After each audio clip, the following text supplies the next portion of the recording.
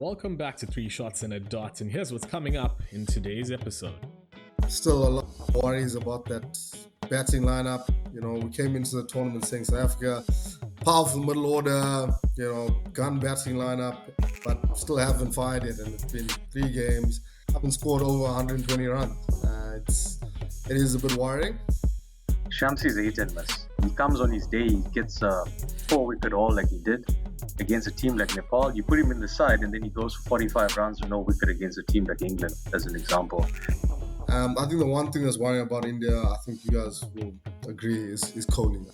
He's been scoring, and then the IPL came after his little break, played really well, orange cap there, and now he's come here and he looks like an absolute clown.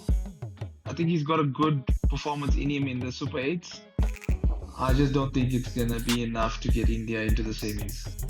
Yeah, but the thing is, I'm not saying, I never for a second said that Miller was involved in match fixing. That would be wrong. No, you said it. You said it. You can't take it back. YouTube, never forget. You put it out there in the Twitter sphere now, you just ruined his life.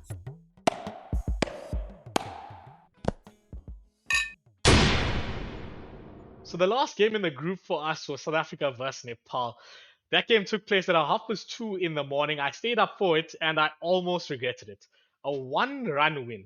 Absolute madness. I'm pretty sure I woke up the neighbors with all the screaming. But we probably didn't deserve to win that, and I'm not sure what you guys made of. Yeah, not much to say on that game. Nothing on the line. I think the Rays is watching the Proteas play there. Still a lot of worries about that batting lineup. We came into the tournament saying South Africa, powerful middle order, gun batting lineup, but still haven't fired it, and it's been 3 games, and it feels like that lineup hasn't had time in the middle, hasn't found the middle of the bat at any point, hasn't dominated a bowling attack at all. Haven't scored over 120 runs. It is a bit worrying. I think one bright sort of or shining light to come out of the game was Shamsi's performance with the ball.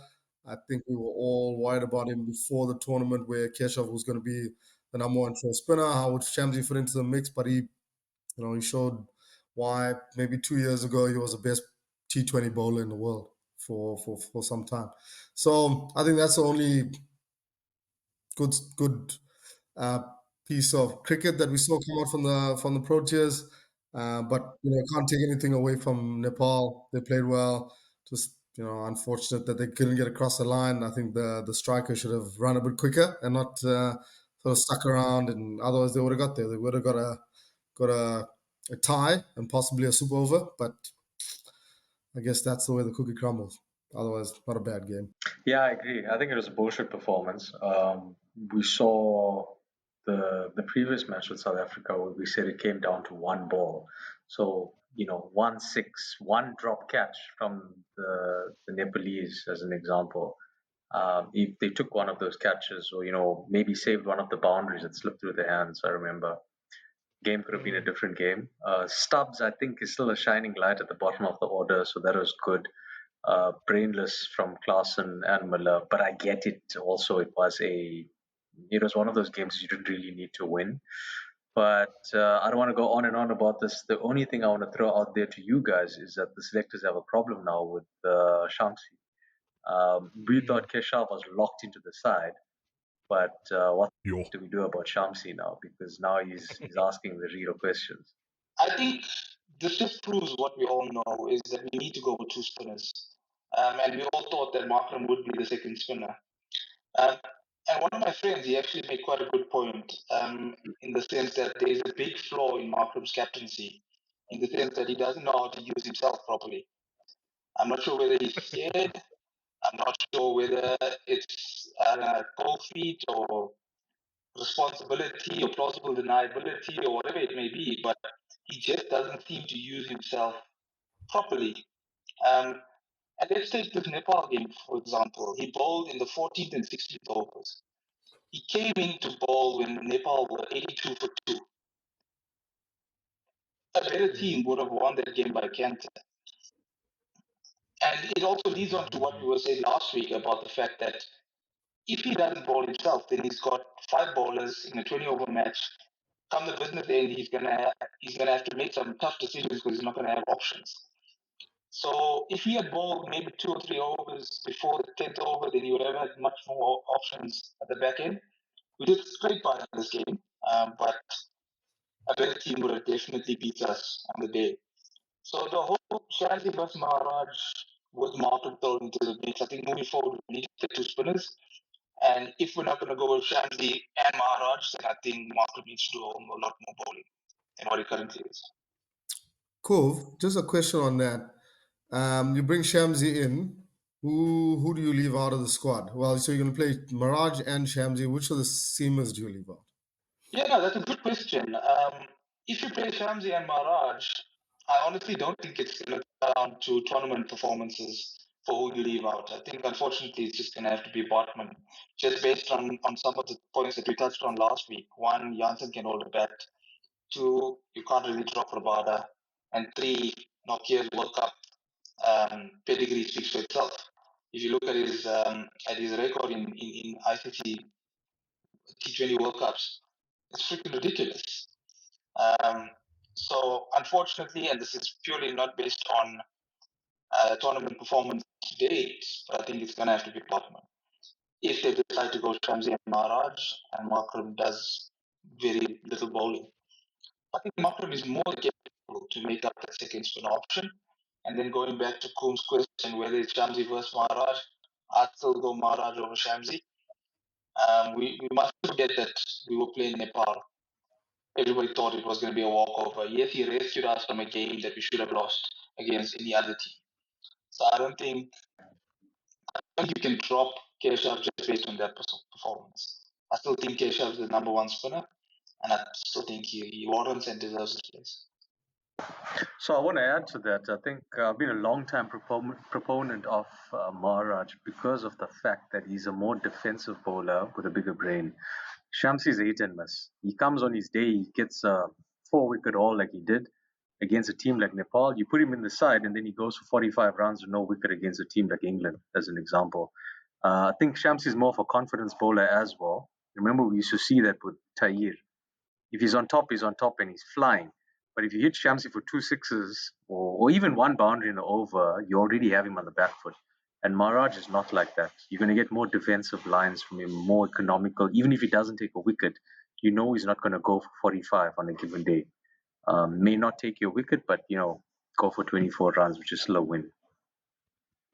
I just want to come back to the thing on Markram's captaincy and using himself. I think it's a good point. He also brought Shamsi in once things were a little bit safe out the power play. I thought he could have used him a bit earlier, taken a chance in that game. And as we saw later on, Shamsi came in and made an absolute mad impact. And then the second point, as you've said, he doesn't know when to bowl himself. I think he would have been a prime candidate to bowl in the power play, at least 2 overs. And then 100%. himself up for options. So I think he missed a trick there. So as highly as we've spoken about his captaincy in the first 2 games, I think he captained poorly. Any other team would have demolished us by the 16th over. Yeah, and I think, okay, fair enough. He did come in and make an impact, but as you are alluding to there wouldn't have been the opportunity for that impact against a better side. Now, the one thing that I do think that has come off all of this nonsense is we found a way to deny the chokers tag. It's almost like they've wanted to choke on 2, if not 3 occasions, and somehow there's a greater force that exists in that side now that is saying, no, it's not going to happen anymore. It might be a good omen going forward. And talking about going forward, we're going to build up the 2 groups now for the Super 8. So we'll start off with India's group and then come back to South Africa closer to the end before we make some predictions.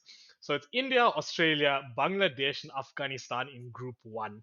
How do we think this is going to go? You got 3 subcontinent teams and Australia, so it can be one-sided. I don't have to go further, depending on the conditions. But I think it's nice to see Afghanistan there. I'd like to see them progress ahead of Bangladesh. So even if they don't go through, but if they finish third, going on what Kuf's 4.5 was, Nice to see Afghanistan there. But realistically speaking, probably going to be India and Australia. Now that we're in this, let's just keep cheering Afghanistan. I Mm. I think that group, a big factor in there is going to be the rain. I had a quick look at the fixtures. Two of Australia's fixtures in that group have a 50% chance of rain on the day, and two for Wow. Afghanistan as well. So the Australia-India match, there's a big chance that might be rain affected, if not washed out. I It's think shit the that other it's one, come to this, right? yeah. So I think this group, things like net run rate is going to come into play. I'd still give Australia a decent chance to get through, because all it means is if a few of those matches are rain affected, they just need to beat Bangladesh and should be through. Do you know if there's reserve days for these games? I don't think for the Super 8, no. Not I think for the not in semi-final not and the the Super final. 8. Because the So- thing is, when last have we seen a World Cup with this much rain-affected, fixtures? In- It was the last World Cup that was held in the West Indies. Oh yeah, true. When they didn't have lights and all that stuff, right? But the Yeah. thing is, what is this becoming now? You're looking at, well done for looking at the weather fixtures, but that's not the thing that we do. We look at the game on paper. Yeah. Yeah. I don't blame the organizers. I mean, it's not their fault, but it's bound to happen at some point. Luck of the draw, so to say, because whoever gets those rained out days is probably going to go home. England were quite close to it, and we'll come to that when we get to our group. But in this group, I think I'm still going to back Afghanistan, even though they were absolutely trounced by the West Indies in the last of the group stage games. Still think they have a lot about them, and it's perhaps the only blip in an otherwise very very standout performance so far this World Cup. And it's bound to happen. I mean, you can't have a good day every day. So I think they'll pose Australia a real threat. Of course, if you look at the scorecard and you see West Indies 208 or whatever it was, you'll say, okay, there's a future bowling performance by Afghanistan. What you must also remember is that they were like 90 odd after the power play. But I think Afghanistan actually did well to put it back. So, Yeah. and then if they kept West Indies to about 160, then you would have probably a different batting strategy from Yes. Afghanistan. They knew that they had to go hard from the start. Thankfully, they were already. I wouldn't look too much into the performance. We always say it's a cliche that every World Cup winner has one bad performance. So Australia, then, do we think they are clear shot to go through if their games are not affected by rain? Yeah, I think so. Remember, rain affected games can also work in the other people's favor, because if you're playing a 10-over game, then suddenly it changes the dynamic. Even if water falls, then maybe your pitches don't spin anymore, and ball skids on, misfields happen. So sometimes rain affected may work in on the day, maybe Australia's favor.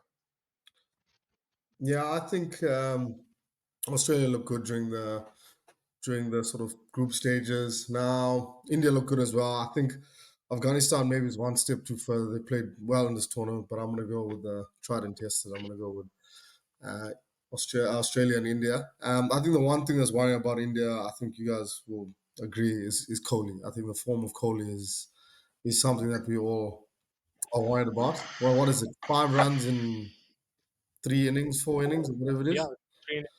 Yeah, it's Yeah, he's actually got something like 39 runs in the last 5 T20s he's played. That's all in 2024. Prior to that, the guy was a standout performer, and I know very often people tend to pick on this at home versus away performance in terms of the Indian team, but Kohli was a standout in that regard. He currently is the top run scorer in T20 World Cups. He sits on 1,100 runs or so at an average of about 67, a strike rate of 130, which is fairly solid. And he's been scoring. He's been scoring. And then the IPL came after his little break, played really well, orange cap there. And now he's come here and he looks like an absolute clown. So the question for me is now, is this the start of the end? Or is it a mere blip that Kohli is experiencing? And will he come back from it? How old is he now? Just out of interest. It's probably like 35. 35, turning 36 in November. 5th of November, if you guys want to send him a message on Instagram or something.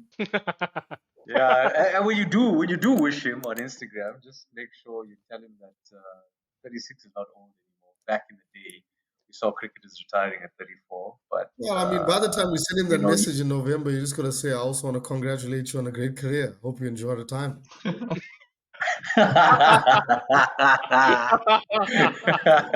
So we're saying that Virat is washed. No, I don't think so. Look, I mean, No, you I can't think play that. Nah, I also You don't can't think play so. that well in the I IPL. think he's Just I lose. think he's I think he's got a good performance in him in the Super Eights. I just don't think it's gonna be enough to get India into the semis. So I'm gonna go India not to make the semis, and I'm gonna go Australia, Afghanistan. I just think that the team seems a bit disjointed. It's similar to what we alluded to this at the start of the tournament. They haven't had good performances in them. Similar to South Africa, none of their wins have been convincing. If they were, it was against the minnows. The Pakistan game, they obviously did well to come back, but the batting was bad.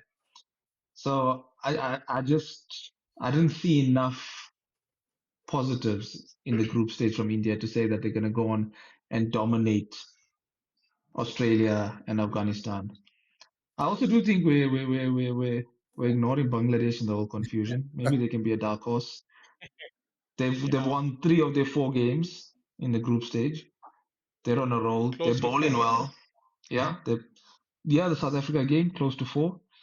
So they Mm. probably, let's leave the West Indies Afghanistan game aside.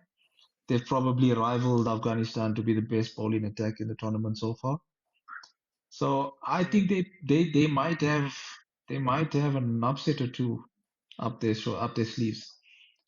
So I think it's going to be an interesting group. I think we're all saying yes, Australia is a given, but I mean the cricketing gods may just be like, you know what, stuff you for Australia not to make the semis. Anything can happen in that group. Or slow wickets like we had, right? If there's Yeah. slow wickets, you got 3 subcontinent teams. Australia, How's that? there's nothing they can do. No, 100%. So to come back to both the questions, I don't think Kohli's washed. He's got a bit of time left in him. The problem is form, and it's also that thing that the Indian side always had. If someone was in form for that period in time, they won't get a spot in the side. They would rather pick an out of form big name Yeah. to come in, right? And the Indian side's always had this problem. There's nothing we can do about it. I think even if Kohli has a really bad tournament, put him in a test series, in a 3-match or 5-match test series, even get him into an ODI series, bring him back into T20, and I think his confidence will build up, and we'll see better cricket from Kohli. Combs, you're still working that angle to get Sanju into the side, I see there. Oh yeah, of course. Every day of the week. Look, I think our Sanju dreams are over unless someone gets injured at this point. Another car The accident. Oracle called it quite well. That's a bit out of order. That's a bit out of order. Cut that. That you gotta not. cut. I'm leaving all of this in, including me saying I'm leaving it in, and you say cut that. But we do not advocate violence. No, I'm touching wood. But we do love Sanju. No, but yeah. back to matters at hand. Look, I personally don't think Kohli is washed either. I had to pose the question though, but he has been in pretty bad nick since the start of the tournament. I do get that across the board, better batsmen have, or traditionally better batsmen have struggled on these pitches. It's really across the board. You look at anyone, and you'll see that there's been problems. Josh Butler scored 66 runs thus far. I think apart from Travis Head, none of the big top order batsmen for any country has really fired. Warner's got a few runs here and there in small knocks. Rohit Sharma is sitting on like 68 runs after his first three innings. Of course, that Canada game got washed out. On our end, Markram's done nothing. The West Indies haven't had much joy there either. So, fair enough, it might be the pitches. We might see something better. But I think the important part is that at the very outset, we did say that you're going to need some stability in the middle of an innings. And lacking Kohli there now and not playing a player like Sanju behind that, probably going to come to bite India in the ass. That's probably going to be the thing. That now Punt becomes a little bit of a problem. He has scored I'll give him that. But in a situation where they crumble up top, especially with Rohit not firing either, they're probably going to end up in a situation where they're 3 or 4 down early, and then it becomes a problem. Left arm pace. Yeah. Left So arm pace. I think the theme that we've seen through the World Cup is, or towards the latter end of the group stages, is that in any opening partnership, there's one guy that's going hard, which is Head. Obviously, in that one game against England, it was both Head and Warner. But usually, Warner is a little bit more circumspect, and Head is going hard. Similar with England, Josh Butler is a little bit more circumspect, and Phil Salt from ball one is going. With India, we haven't had a chance to see what the Sharma Kohli dynamic is. Who's the aggressor? You would think it would be Sharma, but Kohli's been gone so early that we don't know what the dynamic of that partnership is or what they're even trying to do. So I'm very sure in one of the games they're going to both fire, at least for the first 4 overs. And then I think we'll get a clearer picture. Hopefully it'll be in the first match so we can see what they're all about. But apart from that, I think like I said, Kohli's got one good performance in him at least. The problem for me, Kov, is I'm of the opinion that at this end of the tournament, you're allowed one bad day rather than being allowed one good day. So if if they're hoping on one day where both of these guys fire, what's going to happen for the other 3 days that they need to perform to get to that final? That's the question. I mean, I was actually the one that predicted India to go a bit far, whereas you guys were all of the opinion that maybe not. And yeah, like the rest of my predictions, which have been absolutely horrible, I don't think India is actually going to move too far further forward, even if they do make the semis. I think they might be potentially takeable, so to say. Now, on that note, since I've mentioned my horrible predictions, I would like to publicly apologize to Tabrez Shamsi for saying that he should not have been in the squad. He single-handedly won us that game, and yeah, I should hold my phone. I mean, my shoe as my phone now, and give him a phone call and say I am sorry. Hey, Nah, thanks for fair, winning fair. us. Yeah. Thanks for winning us a dead rubber match. Hmm. I mean, yes, but keeping a winning culture going is part and parcel. As you mentioned earlier, we can't afford to lose the game. No, I I just think hope if we that their lose the game, mindset. Yeah, I just hope that their mindset is not like, we're undefeated. Ho ho ho. Hmm. Uh, it's likely they do. It, it seems like we've suffered from such in the past. mm, Back to Bangladesh then. We have been discounting them a fair bit. They bowled really well throughout the tournament, and there's a good mix of potential in terms of the batting. And I think, to be honest, much of us making analysis or predicting things can't really rely on the batting thus far. It seems like no one's performed. So I don't think we have much to go off on. But Bangladesh, I know we said that they could be fighting Afghanistan for that third spot. Do we think they can do better? No. If Australia is not going through for me, Afghanistan is going with India. Turning wickets, damp conditions, yeah. I'm giving Bangladesh no chance. Yeah, me too. I'm giving Bangladesh no chance. mm. Yeah, no chance. I'm giving them a slight Any chance. particular reason? Because I wouldn't say no I chance. don't think they've shown us enough to say that they should be written off. To the contrary, I think they haven't been worse than anyone Mm. thus far. They, I think we've what struggled, and I think Australia could struggle as well. I mean, I'm not discounting the fact that Australia can not make the semis. Like I said, conditions can dictate that. I think also from a likability factor, Bangladesh are no more the team that people cheer on because when they win, they're a bit cocky about it. They've got a few cocky characters in the team. Afghanistan are still like, when they win, it's just nice watching them play. They're so humble. I know a couple of the fast bowlers are getting big hits now, but for me, they're better side, the younger side. Mm. Just a personal opinion, it's not fact based. mm, I just mm. want Fair enough. Afghanistan over Bangladesh. We've said all of that. Who are your predicted top two then? I already I'm said it.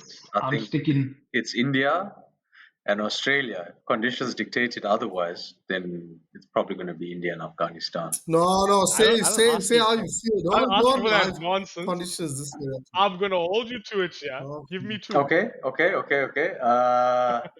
Afghanistan, Australia. Cool? Cool? Yeah, I've got to go with that as well. I'm going to say Afghanistan, Australia, just to keep my Yes. 4.5 intact. Yeah. India, Oz. That's what I'm going with.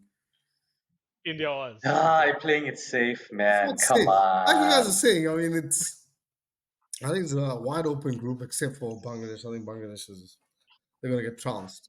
Look, I have nothing to lose here, right? My predictions have been in the bush the whole time. So I'm gonna say Bangladesh, Afghanistan, just for No. right. I mean, if I'm right and someone listened to me and took a bet That off, that you're gonna throws be a the millionaire. that throws the credibility of this channel in the bush, bro. Look, India have to make it through. They put them. They cemented their I, Guys, there won't be another Cricket World Cup, as Divesh is saying. There won't be no. another Cricket World Cup if India don't go Exactly. through. They can't like make guarantee them a Look, semi-final realistically, spot there with what timings and stuff like that, and then they don't make it. That's not gonna happen. The, That is the not BCCI gonna will happen. ban all countries from playing World Cups and only India will play.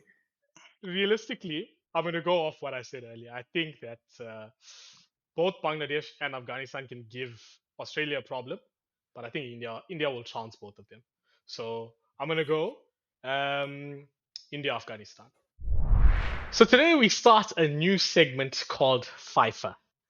Each FIFER question will ask that you name the top five for a given situation or circumstance. Example, who are the top five batsmen with the most 50s in test matches? And you'll give me the answer to that in any particular order. You'll be allowed two wrong answers or bounces in the over. And if you bowl a third, someone else can attempt to steal a point off you. If you get all five answers correct, you'll then be allowed one more ball to attempt an exact answer to the initial question. Example, for the initial question on the top five batsmen with the most 50s in tests, you'll be expected to give the exact amount of 50s that the top batsman scored. So we're going to start by asking you one single question that has a bit of a range. And the person that gets the closest to the exact answer will be ranked top and given the easiest FIFER question. In addition to this, it'll also determine the order you're allowed to steal in. So the person that gets the closest to the correct answer of the first question will then be able to steal first if someone else bowls an extra bouncer. So the initial non-FIFER question for today is, the highest six-wicket partnership for South Africa in T20 World Cups was scored by Albie Morkel and Mark Boucher.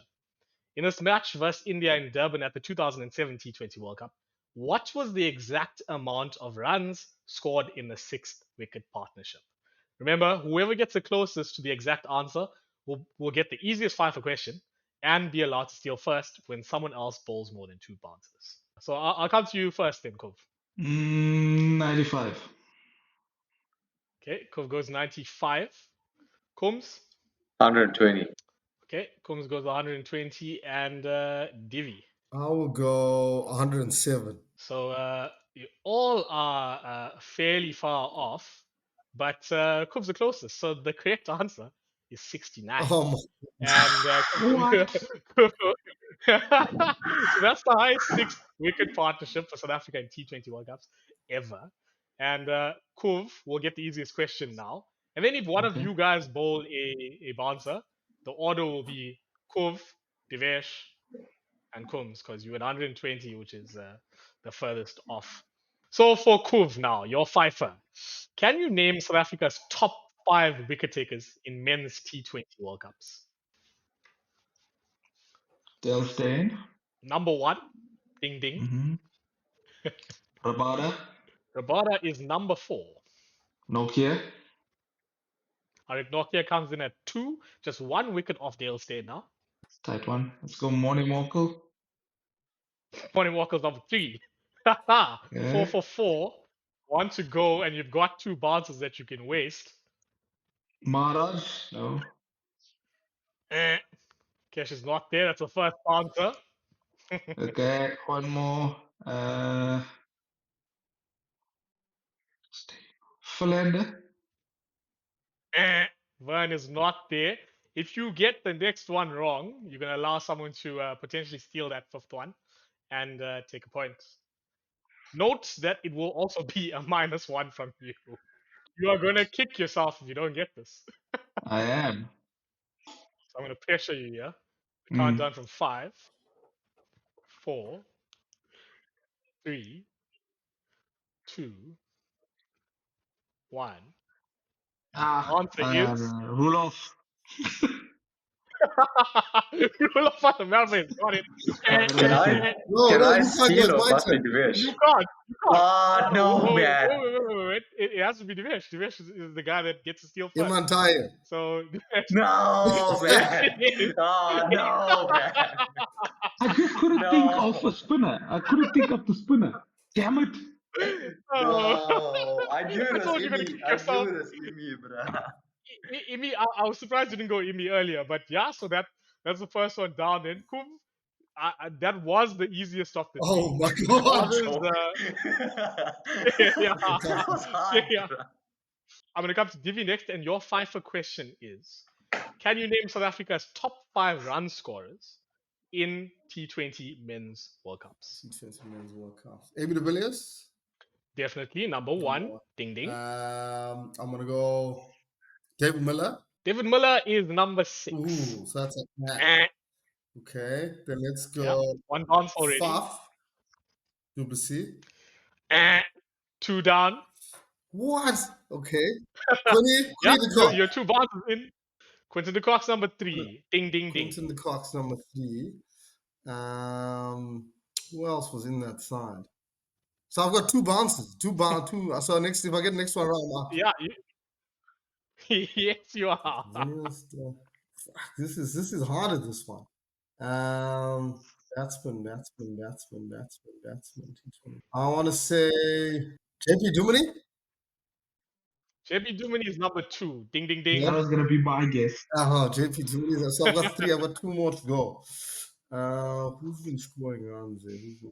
You're missing number 4 and number 5. And David Miller's below those 2. And it's not far from that side. Shit. What else better than that score? Let's go. Just go for it. Rassi van der Dussen. That's your third bouncer. Mhm.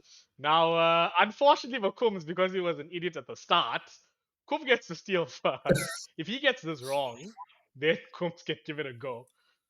Kuv, you want to go in? There's no way to lose this, so give us a. Yeah, I'm going to go Gibbs. Combs, it finally comes to you. You get one opportunity to try and steal a point off Divi here. Of course, he did score 3. It is a tough one. I actually don't know, but let's try the mighty hash. Hashim Amla is number 5. No.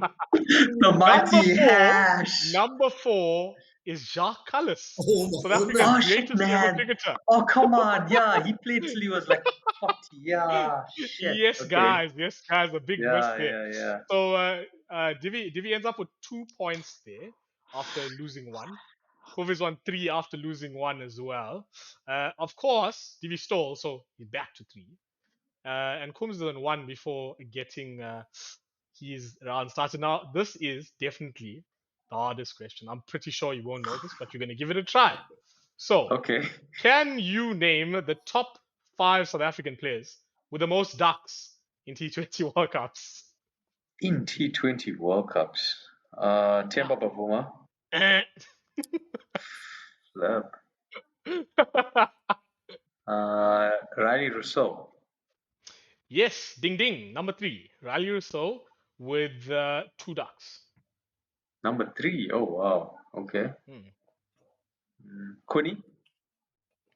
Ding ding ding. Quinton de Kock is number 1. With how many? You could potentially answer that question for me at the end. Gonna make it any harder. Okay. Henrik Nokia. not on the list. So you've got one more bouncer. If you bowl that, it's gonna get stolen by Kuv, and then potentially Divi. Aiden Markram. Ding ding ding. Number 4, Aiden Markram. Also with 2. So JP sitting on Duminy. ding ding. Number 5 is JP Duminy. You're missing number 2. Far. So that's gone in the bush. Kuv, you want to give us a I'm gonna I'm gonna try David Miller. Divesh? I'm gonna try Hashim Amla. All wrong, all wrong, all wrong. So the person that happens to be sitting in number 2 is Sean Pollock. Oh, Oh wow. I never Oh could have guessed wow. that. Oh wow. Could have given me 20 guesses and I'd have never guessed that. Sometimes the Yeah. how hardest many question. did he Number get? He only 6 played like one was World Cup. Yeah, and he only played like he one. played 5 Yeah, matches. like He played 5 matches. He's second on virtue of the fact that he only scored 16 runs, as compared to We don't know what number everyone 1 below has. him. Okay, fair enough. Yeah, yeah. So number 1, which was Quentin de Kock, had 3 ducks in total. So it wasn't a big range. Yeah, cool beans. So no one has got a FIFER in the first round of FIFERs here. But as it stands, Kum sits on 5, Kuv sits on 3, and so does Divi. So back to matters at hand then, and we'll come to Group 2 now. South Africa's group, of course, with West Indies, USA, and England after they sneaked in through the back door. Now, do we stand any chance of progressing from this and getting to the semis, or what is going to happen in this pretty decent group if you don't discount USA? I'm gonna double down. Not giving West Indies a chance. I know it's a bit silly because I know on the day West Indies can come unstuck, trying to go too hard. I know we didn't reflect too much on that game, West Indies versus Afghanistan, but it came off for them on that day. Nicholas Pooran made a score, Johnson Charles made a score, Rodman Paul hit some beautiful shots. It was a good batting track. But I feel like if they are 3 or 4 down, they don't have the ability, or in the past, they never had the ability to come out or play sensible cricket in the middle overs. So I have to go with South Africa because I feel like they somehow got here. They played the worst cricket they could have played, and they somehow got here. So it can only get better, right, from here. And then same with England. England haven't given us anything to be really wowed about. And I think they also just getting into the stride. They were warming up. Saw glimpses of Johnny Bairstow and Harry Brook the other day in the 10-over match. There's something to come. Pitches are getting a bit better. Yeah, they're not amazing, but a little bit better than New York. So yeah, my pick is firmly England, South Africa. I would go. I think West Indies look good, in my opinion. I'm gonna go West Indies, South Africa. South Africa again, more of a pick from the heart again, rather than the brain. But the West Indies do look good. I think they've got a good lineup. I mean, Nicholas Pooran is devastating in that middle order. Even the openers, have showed some glimpses, but like Sarah said, there is a potential that they might go too hard too early and leave the team in trouble. And how they come back from that is something that we've yet to be seen. But I think England haven't shown much. I think USA have had a great tournament. Whether they can continue that, we don't know. But I think on these wickets, we're a bit more batting friendly. I think South Africa and the West Indies should have it. And I agree with Divi. I think I'm gonna go South Africa, West Indies. They call me the weatherman now, so I'll take that. And I think the games that are most likely to be affected here are the USA games. Thankfully, none of the South African games look in jeopardy. I think the one good thing South Africa has going for them is that they play the last match of the group. So if it ever comes down to anything like that run rate and things like that, they know exactly what they need to do. The rest of the matches in the group will be done. Just in between, the unfortunate the last match of the group is against West Indies. Eh? Yeah. So So it is against West Indies, but again, you want things in your hands in these kind of tournaments, in those kind of situations, which South Africa will have. They know what they need to do. I just wanna make small mention of Scotland. I think they played fantastic cricket during the group stages. I don't think they could have done much more. They ran Australia close. It's a washed out game. They were in pole position to beat England. So it's quite a pity that they got knocked out of the tournament. But I just wanted to pay some tribute to them. I think Scottish cricket looks good for the future. Um, Mm. going back to Or the English group cricket. or English cricket. Um, Uh, yeah, when you're from Scotland, you're doing shit. You're Scottish, but if you're a good performer from Scotland, then you're British, then you end up playing for England. ah. Sir Andy Pretty Murray. much. Yeah, Sir Andy Murray, exactly. Before he was just Andy Murray, he was a Scottish tennis player. Now he's a British tennis player. Yeah. Exactly. Yeah. I mean, to be fair, it's you guys are being a bit mean because the English really do not have any history of stealing things. But What All the right. are you talking about? Have you seen that side? Have you seen that cricket side? That's like the rest no, of He's the man, being world. he's sarcastically sarcastic. admit. I know you're being sarcastic, but I want this to go Oh, there, right? What the Yeah. fuck are you talking about? That's like playing rest of the world. When you play them, they have like someone representing all the rest Commonwealth. You know, I think let's not BoiMaam get was into it, going a but bit you know more what I mean. No, political, a but bit more in depth into what he was from a but colonialism I perspective. know we Colo- yeah, yeah, yeah. I mean, yeah. Back to Cecil John Rhodes. Yeah, but you are 100% right. Besides all the jokes, um, England's side has always been a World 11, and I know we're joking about it, but the West Indians are actually pissed off with the fact that Chris Jordan and Jofra Archer are in that side. I've seen a I'll Exactly, lot be of people talk about. I exactly. saw a guy say that the ancestors will not be pleased that the sons of our soil return to try and defeat us.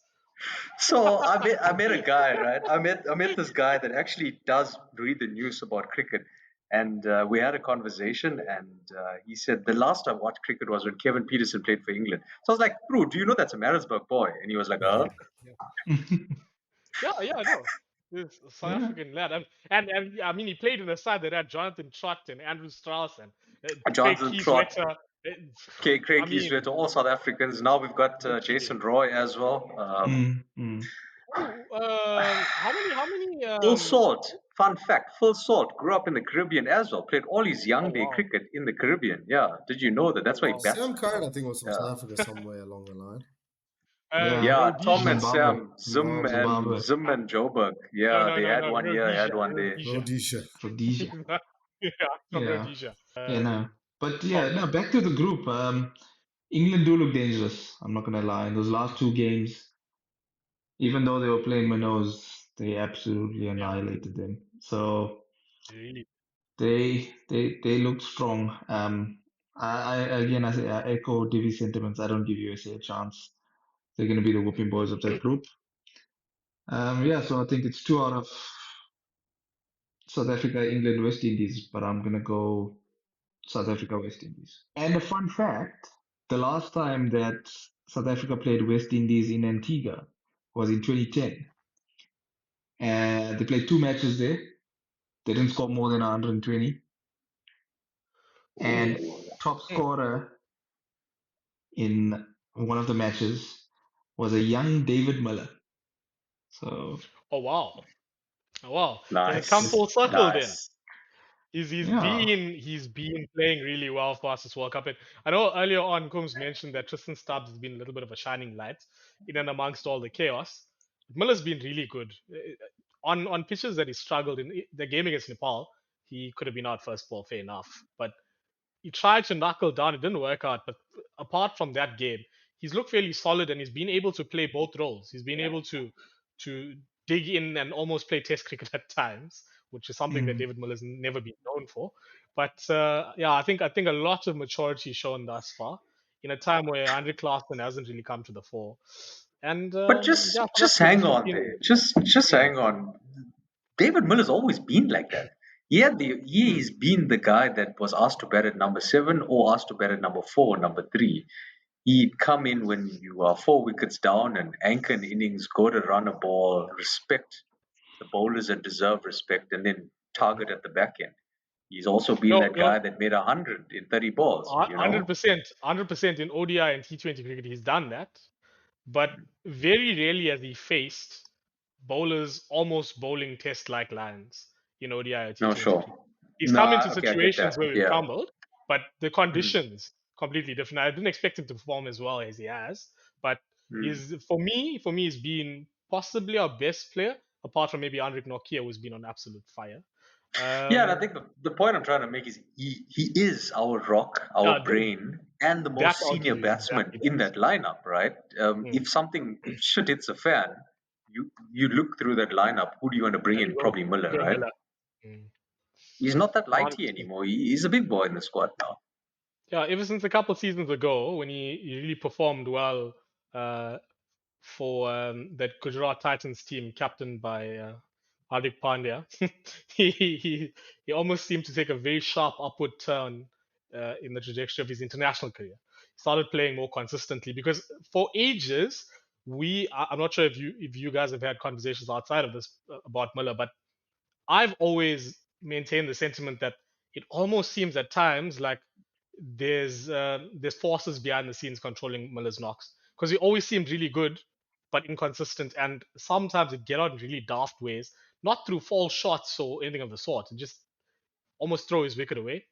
And I won't lie, when the Al Jazeera documentaries came out about fixing a couple of years ago, the first thought in my head was, is Miller involved in this too? No, But no, I'm but gonna but scratch that. No, but no, I but won't but put Muller. Yeah. yeah, but the only reason that those thoughts are there is because it didn't make sense how he could be this good, make a 50 here and then three ducks, and then the 50 would come again and then three ducks, and then he'd do this. It was so inconsistent, and it never seemed like, when a batsman is in really pathetic nick, they tend to get out Mm. like Markham is in now.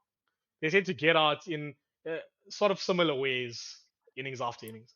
Yeah, but the thing is, I'm not saying, I never for a second said that Miller was involved in match fixing. That would be wrong. He's a double No, you captain. said it. You He's one of said our. it. You can't take it back. YouTube never forgets. You put it out there in a Twitter now, you the, just ruined his life. the internet doesn't forget, but if they use the button that rewinds a few seconds, just double tap on the left, 10 seconds, 10 seconds, and keep doing that, you'll see that I said, I thought when I saw the Al Jazeera documentary that could it be Miller? And glad to say that years down the line, he's finally come into his own, and now it just seems like he just played immature cricket.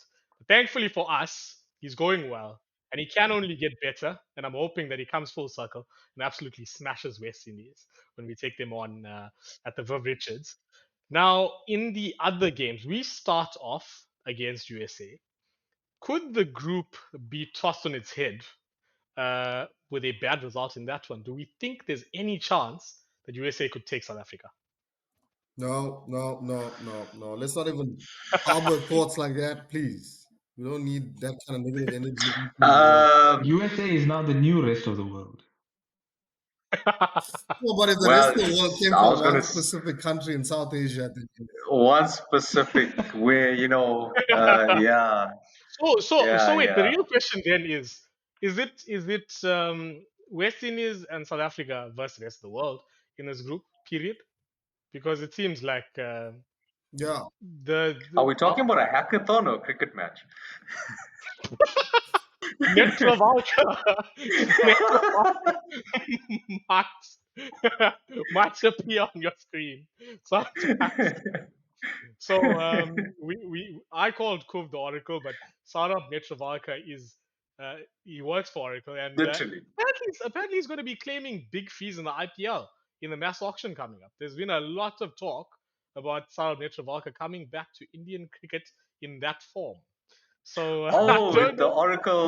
Oracle Yeah, sponsored IPL, Oracle Oracle. Yes. IPL 2025. Yeah, yeah, big sense. Sarcasm, sarcasm. If he Oh when God. Oracle get the rights to sponsor the IPL, what a better way they were thinking forward, Well, I'm Hmm. thinking of it in the other sense. Maybe it's kind of a Jose Mourinho type of thing. Yeah, like when you play really well against me, I just steal you, and then Ah, that too. Netravalka Yeah, I comes didn't think back about in, that. play some cricket for India at some point, like a Dirk Nannes. of years gone by. Yeah. They must check that he's not related to any of the BCCI members there. So Yeah, I mean, He's definitely not related to possible. BCI, CCI members. Otherwise, he would have been in that Indian first team already. Oh Yeah, yeah, we yeah, of wouldn't have course, yeah. followed his career in Nepotism, IT. nepotism. I mean, he played under 19 for them and then That's weird. disappeared off the scene.